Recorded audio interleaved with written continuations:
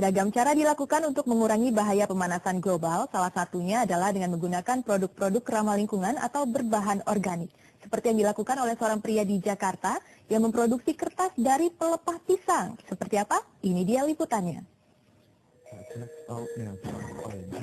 Tidak banyak yang peduli dengan pohon pisang, bahkan kebanyakan malah membiarkannya membusuk bersama tanah. Namun bagi Ambardi, pohon pisang di belakang rumahnya di kawasan Tomang, Jakarta Barat mendatangkan rezeki. Ya, betapa tidak, pelepah pisang yang biasanya terbuang mampu disulap menjadi kertas buatan tangan. Ide kreatif Ambardi ini sudah dimulai tahun 2006 lalu yang berawal dari semangat peduli lingkungan.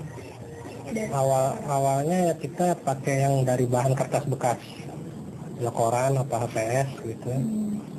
Baru sambil jalan ya kita coba yang bahan organik. Bahan organik itu bisa dari pisang, eceng gondok atau merang.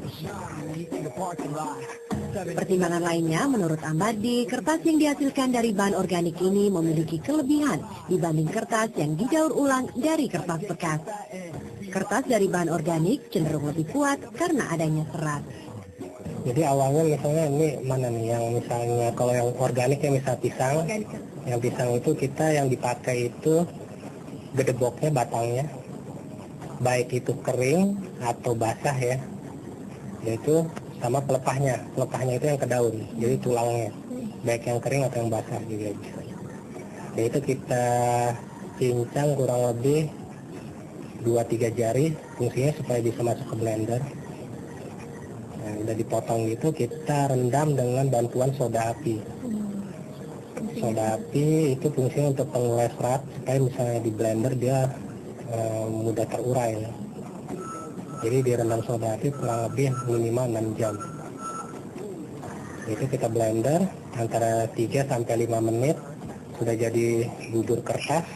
Lalu kita tuang ke bak yang kita isi air bersih, lalu kita cetak seperti menggunakan cetakan sablon dengan bantuan alasnya triplek yang dikasih kain.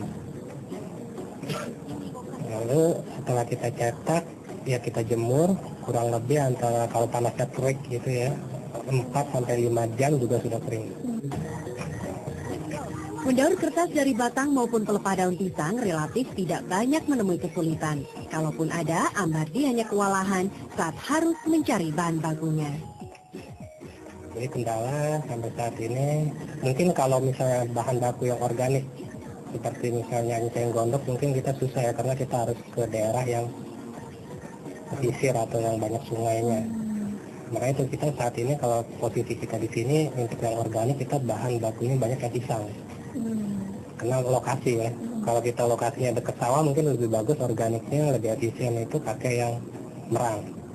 Tapi kalau kita dekat sungai apa ya eceng gondok.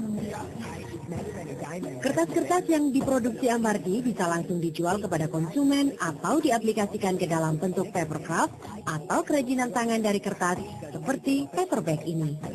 Ada juga fungsi dari kertas ini, yakni sebagai pelapis untuk berbagai jenis kotak, membuat lampion, amplop, bingkai foto, tempat tisu, maupun undangan.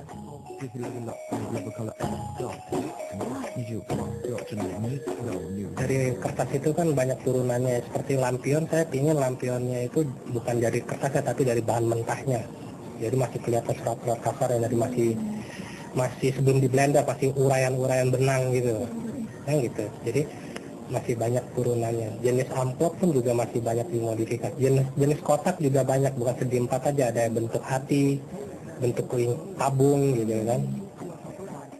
Untuk mengenalkan produknya, Ambardi hanya mempromosikannya di berbagai pameran dan internet karena dinilai lebih efektif.